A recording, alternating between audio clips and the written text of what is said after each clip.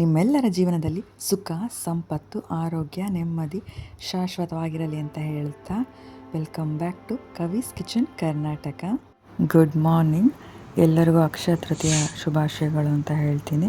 So ನೀವೆಲ್ಲ ಬೆಳಗ್ಗೆ ಎದ್ದ ಕೂಡಲೇ ನಿಮಗೆ ಫಸ್ಟ್ ಥಾಟ್ ಏನು ಬರುತ್ತೆ? ಸೊ ದೇವರು ನಮಗೆ ಎಲ್ಲವನ್ನು ಕೊಟ್ಟಿದ್ದಾನೆ ಬಿಯಾಂಡ್ ಎಕ್ಸ್ಪೆಕ್ಟೇಷನ್ ಅಂತ ನನ್ನ ಅನಿಸಿಕೆ. ಸೊ ಫಸ್ಟ್ ನಾವು ದೇವರಿಗೆ ಮನಸಲ್ಲೇ ಒಂದು ಥ್ಯಾಂಕ್ ಯು ಹೇಳಿ ನಮ್ಮ ದಿನನಿತ್ಯದ ಕೆಲಸನ ಸ್ಟಾರ್ಟ್ ಮಾಡೋಣ. ಮಗು ಮಲಗಿರೋದಕ್ಕೋಸ್ಕರ ಅವನು ಹೇಳೋ ಮುಂಚೆನೇ ನಾವೆಲ್ಲ ಈಗ ಕೆಲಸ ಮಾಡಿ ಮುಗಿಸ್ಕೋಬೇಕು. ನೆಕ್ಸ್ಟ್ ನಾವು ಕುಡಿಯೋದಕ್ಕೆ ನೀರೆಲ್ಲ ಹಿಡಿದಿಟ್ಕೋಬೇಕಾಗತ್ತೆ. 1 ಅವರ್ ಅಷ್ಟು ನಮಗೆ ನೀರು ಬಿಡ್ತಾರೆ. ಕೆಲಸನೂ ಮಾಡ್ತಾ ವೀಡಿಯೋನೂ ಮಾಡೋದು ಕಷ್ಟ ಈಗ ಗೊತ್ತಾಗ್ತಾ ಇದೆ. ಬೇರೆ ಯೂಟ್ಯೂಬರ್ಸ್ ಎಲ್ಲ ಮಾಡೋದು ನೋಡಿ ಇದೇ ಈಸಿ ಅಂತ ನಾನು ಅಂದ್ಕೊಂಡಿದ್ದೆ. ಕ್ಯಾಮ್ರಾ ಆ್ಯಂಗಲೆಲ್ಲ ಚೇಂಜ್ ಮಾಡ್ತಾ ಇರಬೇಕಾಗತ್ತೆ. ಇದೆಲ್ಲದೂ ಹೊಸ್ತು, ಆದರೂ ಒಂಥರ ಇಂಟ್ರೆಸ್ಟಿಂಗ್ ಅನ್ನಿಸ್ತಾ ಇದೆ.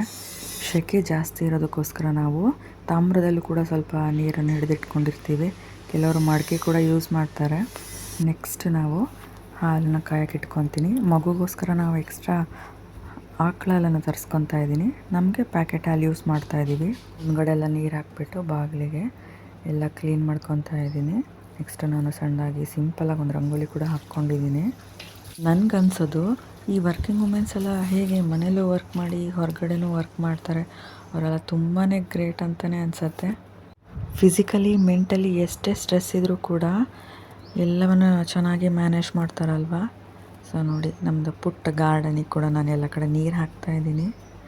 ಈ ಬೇಸಿಗೆಯಲ್ಲಂತೂ ಎಷ್ಟು ನೀರು ಹಾಕಿದರೂ ಸಾಕಾಗೋದಿಲ್ಲ. ನೆಲದಲ್ಲಿರೋ ಗಿಡಕ್ಕೆ ನೀರು ಮಿಸ್ ಆದರೂ ಅಡ್ಡಿಲ್ಲ, ಆದರೆ ಈ ಪಾಟಲ್ಲಿರೋ ಗಿಡಕ್ಕೆ ನೀರು ಹಾಕಲೇಬೇಕಾಗತ್ತೆ. ವಿಶೇಷ ದಿನಗಳಲ್ಲಿ ನಾವು ಸ್ವಸ್ತಿಕ್ ಸಿಂಬಲ್ ಹಾಕ್ತೀವಿ. ಮನೆ ತುಂಬ ಒಂದು ಪಾಸಿಟಿವಿಟಿ ಫೀಲಿಂಗ್ ಇರುತ್ತೆ. ನೀವು ಇದನ್ನು ಗಮನಿಸಿರ್ಬೋದು. ಸೊ ಎಲ್ಲರೂ ನೀವು ಹಾಕಿ ನಿಮ್ಮ ಮನೆಗಳಲ್ಲಿ. ಬಿಸಿ ಬಿಸಿ ಕಾಫಿ ಕುಡಿಯೋಣ. ಅಷ್ಟರಲ್ಲಿ ನನ್ನ ಮಗನೂ ಎದ್ಬಿಟ್ಟ. Good morning Pranav. ನಾನೀಗೊಂದು ಸಿಂಪಲ್ಲಾಗಿ ಶೇಂಗಾ ಚಟ್ನಿ ಮಾಡ್ಕೊತಾ ಇದ್ದೀನಿ. ಅದು ಕಾಯಿ ಇಲ್ಲದೇ ಮಾಡ್ತಾ ಇರೋವಂಥದ್ದು. ಶೇಂಗಾ ಮತ್ತು ಪುಟಾಣಿ, ಬೆಳ್ಳುಳ್ಳಿ, ಒಣಮೆಣಸು, ಕರಿಬೇವಿನ ಸೊಪ್ಪು ಎಲ್ಲವನ್ನು ಫ್ರೈ ಮಾಡಿಕೊಂಡು ಒಂದು ಮಿಕ್ಸಿಗೆ ಜಾರಿಗೆ ಹಾಕಿ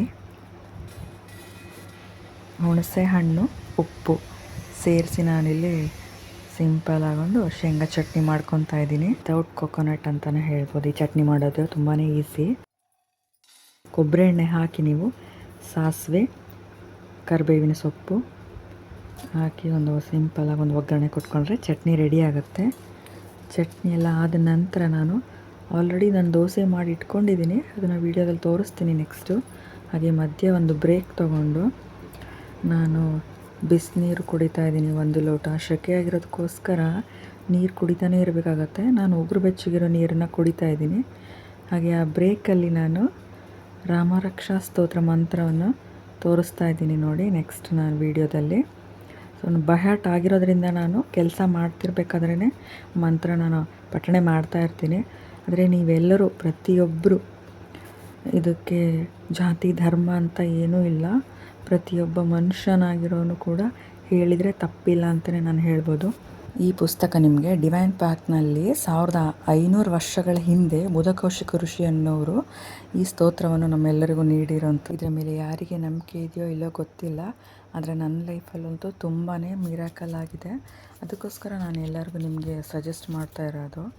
ನೀವು ಇಷ್ಟ ಆದರೆ ಓದ್ಬೋದು. ಎಸ್ಪೆಷಲಿ ನೀವು ಪ್ರೆಗ್ನೆಂಟ್ ಇರೋರಾಗಿದ್ದರೆ ಹೊಟ್ಟೆ ಮೇಲೆ ಕೈ ಇಟ್ಕೊಂಡು ಈ ಮಂತ್ರ ಹೇಳೋದ್ರಿಂದ ನಿಮಗೂ ನಿಮ್ಮ ಮಗುವಿನ ಆರೋಗ್ಯ ತುಂಬಾ ಒಳ್ಳೆಯದು.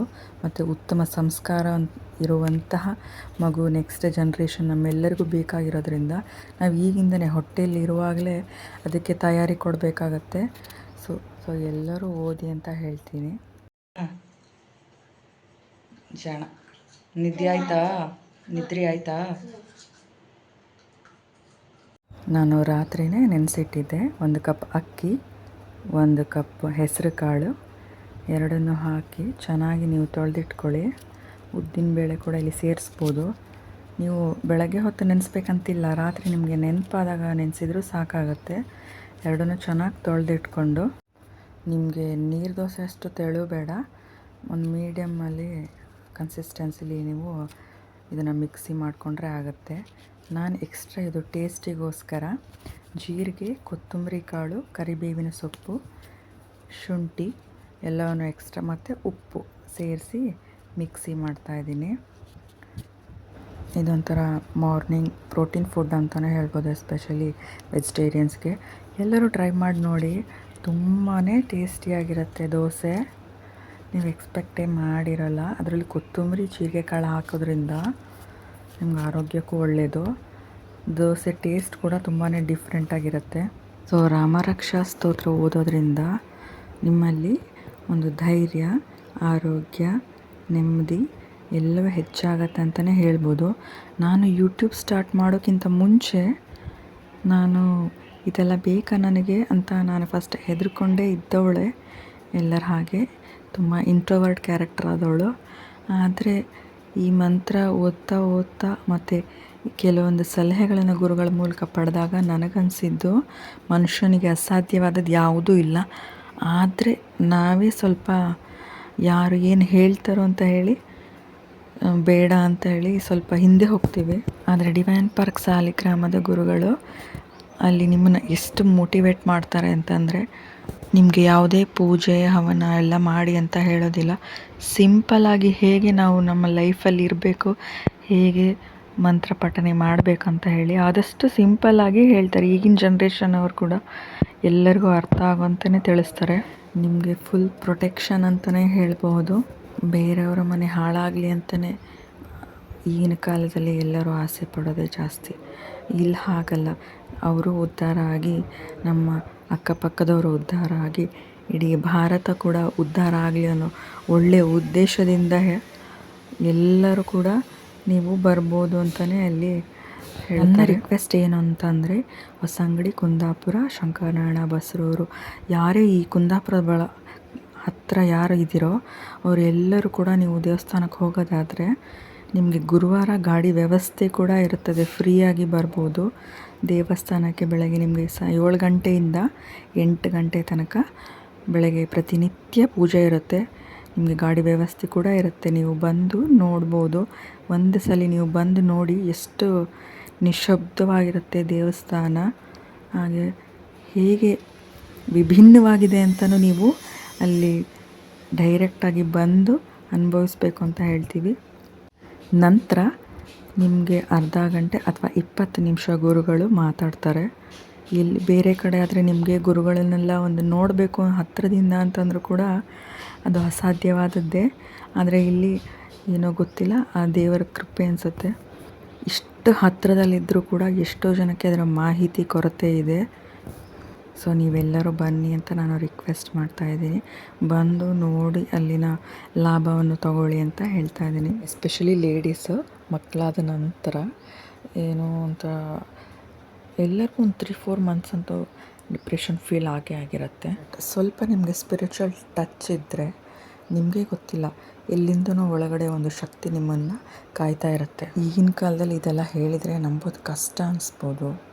ನಮ್ಮ ಲೈಫಲ್ಲಿ ತುಂಬ ಮಿರಾಕಲ್ ಆಗಿರೋದಕ್ಕೋಸ್ಕರ ನಾನೆಲ್ಲ ಫಾಲೋಅಪ್ ಮಾಡ್ತಾಯಿದ್ದೀನಿ. ನಿಮಗೂ ಒಳ್ಳೆಯದಾಗಲಿ ಅಂತ ಕೇಳ್ಕೊತೀನಿ ಎಲ್ಲರ. ನನ್ನ ಮಗ ತಿಂಡಿ ಎಲ್ಲ ತಿಂದಾದಮೇಲೆ ಪುಟ್ಟ ನಾಯಿ ಜೊತೆಗೆ ಆಟ ಆಡ್ತಾ ಇದ್ದಾನೆ.